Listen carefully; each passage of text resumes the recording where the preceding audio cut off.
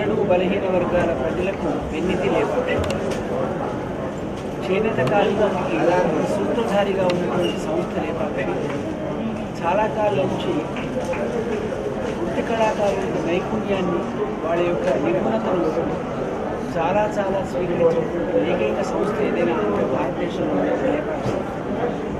కేవలం బట్టలు మాత్రమే కాదు,